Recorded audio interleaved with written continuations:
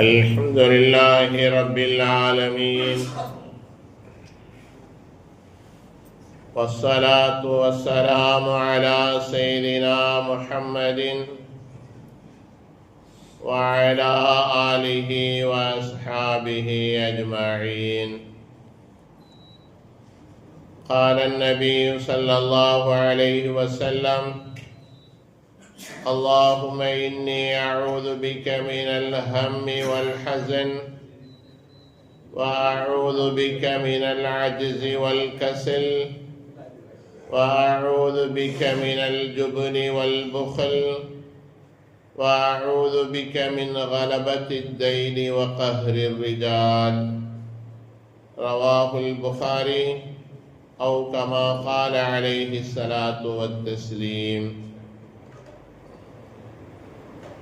அன்பார்ந்த அல்லாஹ்வின் நல்லடியார்களே, அல்லாஹுடைய தூதர் முஹம்மது ரசூலுல்லாஹி ஸல்லல்லாஹு அலைஹி வஸல்லம் அவர்கள் மனிதர்களிலிருந்து ஒவ்வொருவரும் அல்லாஹுவால் வழங்கப்பட்ட உறுப்புகளை, உடல் உறுப்புகளை எவ்வளவு பாதுகாப்பாக பராமரிக்க வேண்டும், பாவங்களில் இருந்தும் பாதுகாக்க வேண்டும், அசுத்தங்களில் இருந்தும் பாதுகாக்க வேண்டும் என்பதையெல்லாம் பல்வேறு நபிமொழிகளின் வாயிலாக கூறி தந்திருக்கிறார்.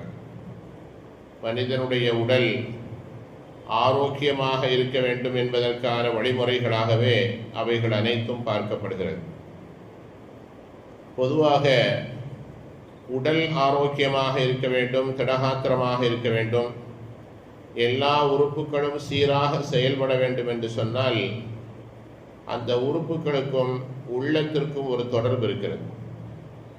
உள்ளத்திலே கவலை, துக்கம், துயரம், வருத்தம் இவைகளை தாங்கிக் கொண்டு சுமந்து கொண்டே இருந்தாலும் கூட அவனுடைய உறுப்புகளின் செயல்பாட்டில் குறைவு என்பது ஏற்படும்.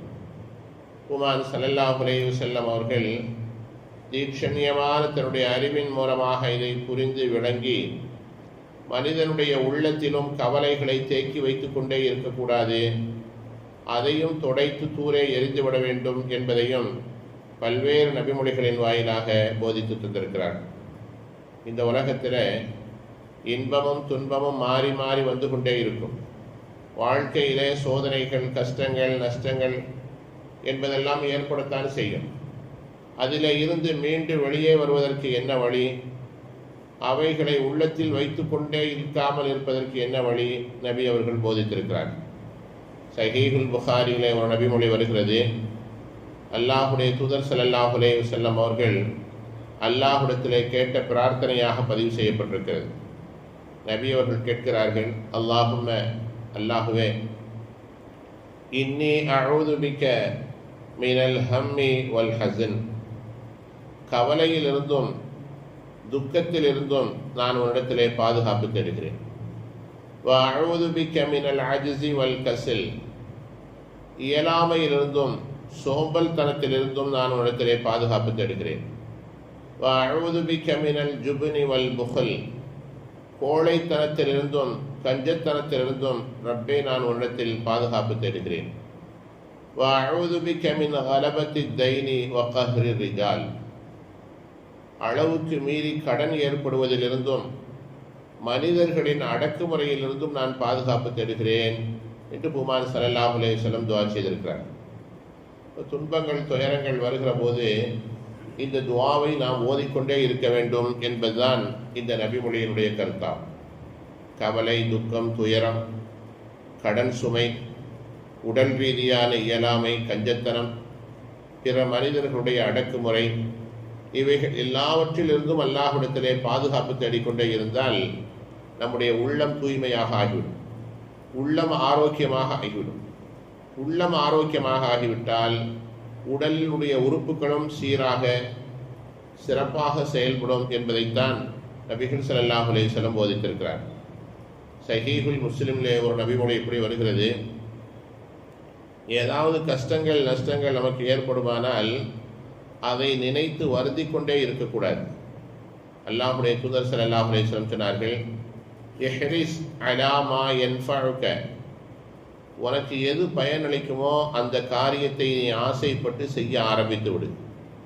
வஸ்தஈன் பில்லாஹ், அல்லாஹ்விடத்திலே உதவி தேடு. வலா தஅஜஸ், நீ பலகீனமாக ஆகிவிடாதே. இப்படி நடந்து விட்டதே அப்படி நடந்து விட்டதே என்றெல்லாம் நினைத்து நீ வருத்தப்படாதே.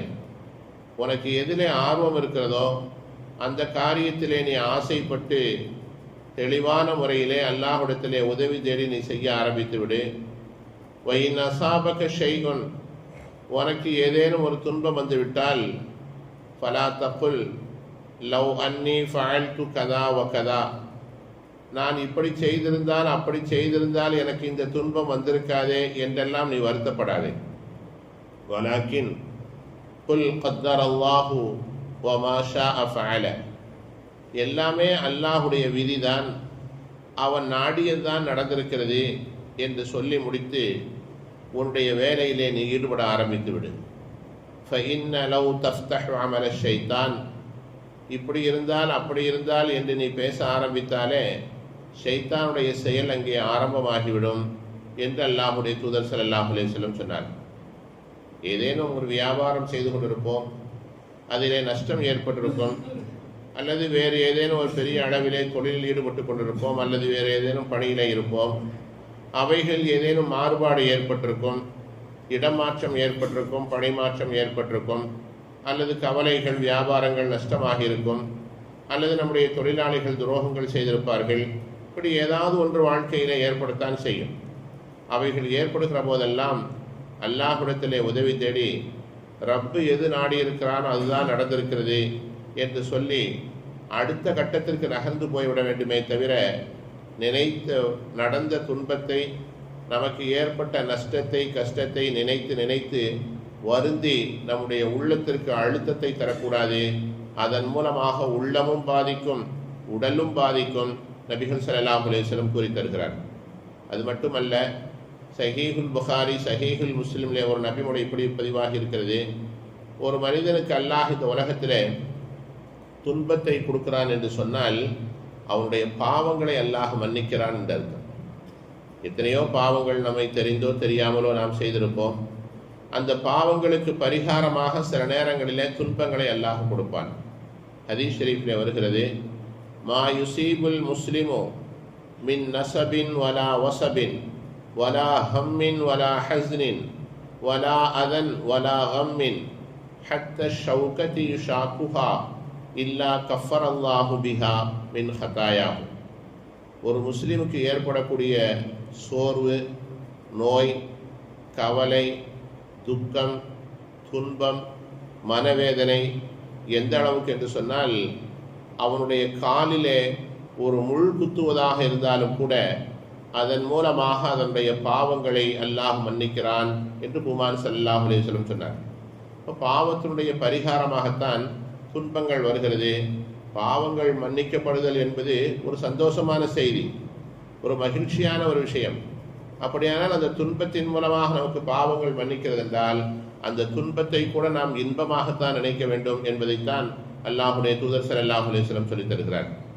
அது மட்டுமல்ல, நமக்கு ஏதேனும் கஷ்டங்கள் நஷ்டங்கள் ஏற்படுமானால், பொருளாதாரத்திலோ அல்லது வேறு ஏதேனும் உடல் ரீதியாகவோ அல்லது வேறு ஏதேனும் சூழ்நிலைகள் ஏற்படுமானால், என் ரப்பு என்னை இப்படி பண்ணிட்டானே, அல்லாஹ் என்னை இப்போ இப்படி சோதிச்சுட்டானே அப்படின்னு நம்ம சொல்லக்கூடாது. அல்லாஹின் மீது நாம் நல்லெண்ணம் வைக்க வேண்டும். ஹதீஸ் ஷரீஃபிலே வருகிறது, அன இன்த வன்னி அப்தி பி, என்னுடைய அடியான் என்னை எப்படி எண்ணுகிறானோ அப்படியே தான் நான் இருக்கிறேன்.